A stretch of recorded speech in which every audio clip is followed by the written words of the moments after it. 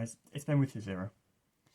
Today I have a deck profile for second place at the Remote Duel Invitational Qualifier, after getting first in Swiss.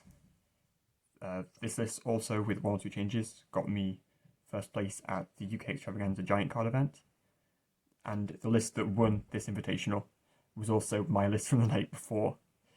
This is just an improved version of that, really, but props to Josh for doing so well with it. So it's Virtual World, so we're going to it. It's triple Lulu, triple Lao Lao, triple Kirin, triple Gigi, double Lulu, and 1/2/2. This is pretty bog standard. This card's very important because of Beatrice. Yeah, I'm playing through Lancia. That's it for the virtual monsters. Then hand traps. We play triple Gamma,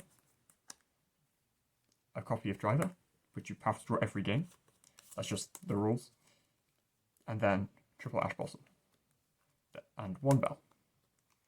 So the reason I played the 1 Bell in main is because it was my siding plan, because I wanted to hit at least 13 hand traps post side against every matchup that was combo based, because that gives you an above 50% chance to see 2 hand traps going second, which is normally what's required to stop them from playing.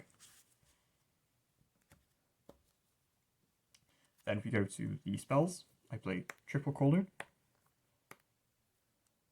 standard, triple Kinglong, also standard, then triple Pot of Prosperity, double Desires. So I believe that yes, so going second you side out the Desires, but generally my list was designed to be consistent. I want to be as consistent as possible going first on second, because it's the most powerful, it's the best engine in the game right now, with how versatile it is. It's great at recycling, mix VFDs. It's the virtual best engine in the game, so you just want to see the engine and see it as much as possible. Then double Foolish Goods, just see the engine. This was 3 the night before, but I replaced the third goods with 1 Bell, because I prioritised my siding plan over the third goods, because I didn't think it made that much difference in terms of consistency, because I'm maxing out on all the good virtual names, and I've got triple pots. I've got 5 pots.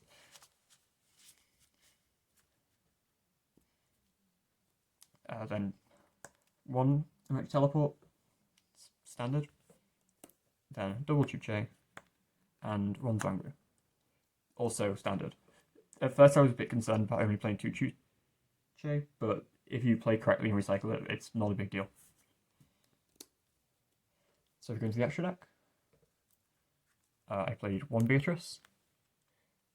This card is really important. So if you get Lancia'd, you end up sending 2/2 and making the Beatrice, and in the mirror match, this is in the mirror match, and that lets you send Mischief the Gnomes. This also works against Burning Abyss and Phantom Knight variants.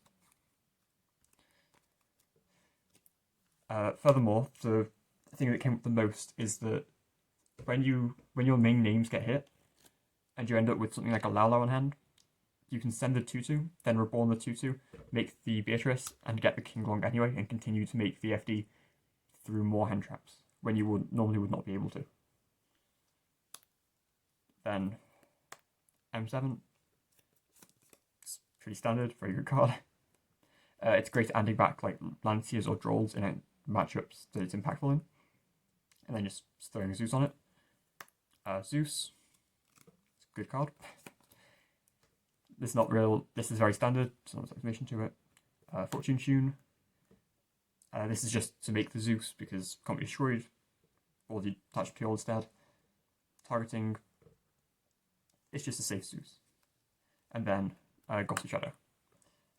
Gossip Shadow is a bit more redundant now, because we've got the Prosperities that stops you from drawing, So, but you just banish it off of the prosperities. Then double BFD. You need 2. You make 2 in all the combos, and have to let you play through Nibiru. Double Cloud Castle. I was sent to move this up to 3, but 2 was fine. Yeah, that's not the execution needed. 1 Shenshen, 1 Xiaofeng for the combos with popping with Chuche to search a Lao, or in amazing situations you can search a hand trap. Then Crocosaur, and the Charge Warrior. These 2 are quite important, then even though you have prosperities that stops them from drawing, they're still important because you need cards to discard quite often for your Qinglong and Zhuangru, so getting additional cards so you can keep your hand traps in hand is quite nice. Then Vermilion, again, it's really good going first and second because you've got the send Lao combos and add it back, with the Vermilion popping itself, and 1 Juidri. Again, quite self-explanatory. Then we go into the side deck. I played triple Lancia, triple Drawn Lockbird. These should be fairly straightforward. Lancia is great against the mirror match. Draw is great against Drytron, and they're both pretty good against dragons and rogue matchups. More rogue matchups such as dinosaurs. Then I played double Ghost Ogre, double Ghost Ogre, and double Ghost Bell. I main the first bell, so I end up with 3 post side, and Ghost Ogre is also quite important. So a lot of people didn't seem to know why I was playing this. In general, it let me hit. You don't just side it. I'm trying to hit 13 hand traps or more post side against all the main combo matchups, because that's above 50% chance to see double hand traps. But you don't want to see dead hand traps, so you need them to be live in the matchups. Although Ghost Ogre may not be the epitome of hand traps right now, it's still really good for things like you can hit Boot Sector, you can hit Savage, you can hit Union Carrier, you can hit a lot of stuff against Rogue, like if you go against Numeron Network, that kind of thing. Or even if you really want to side it in the virtual matchup, you can hit stuff like Chuche, Cloud Castle, but I personally don't side it in that matchup.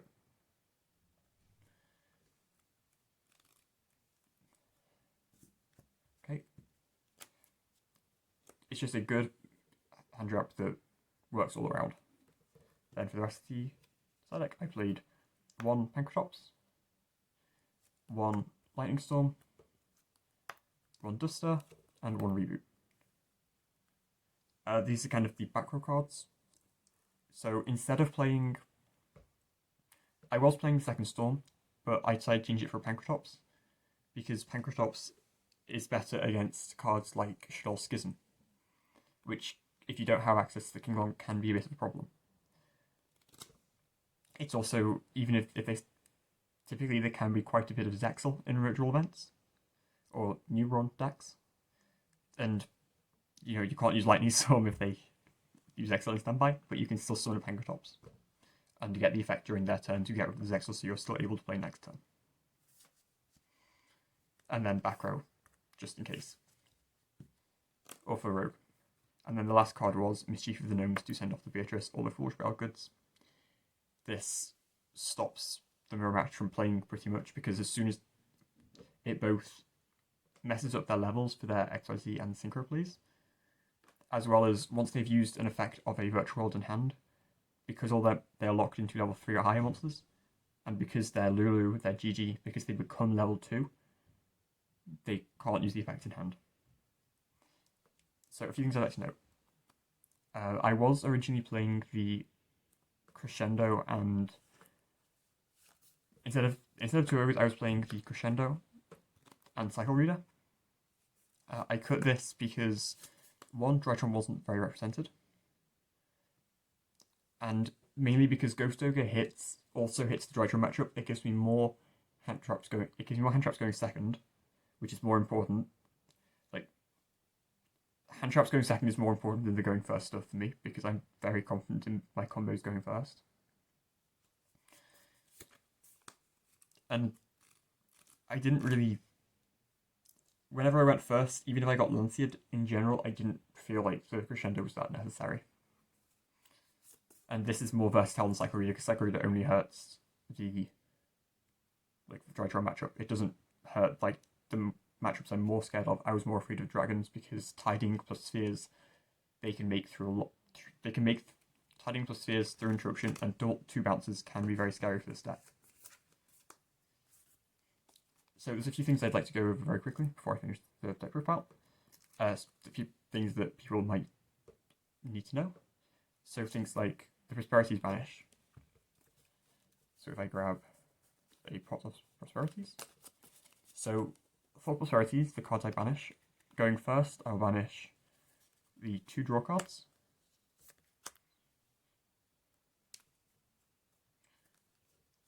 I will also banish the Gossip Shadow, because you can't use the effect in the Prosperities, because you can't draw. Fortune Tune. Zeus. And Beatrice. Beatrice doesn't come up that often during the combos.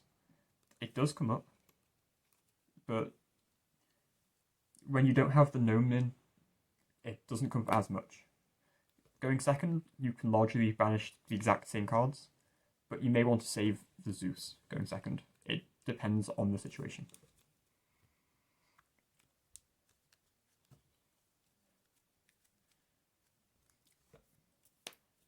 Alright, that's it from me. Shoutouts to Josh for doing well at the event with my list. And thanks to Zero Games for letting me use their Prosperities. Oh, and because I forgot, so shoutouts to Pat for helping me test, so to Charlie for also helping me test, and shoutouts to Jeremy for lending me cards, and Sam for lending me Virtual World.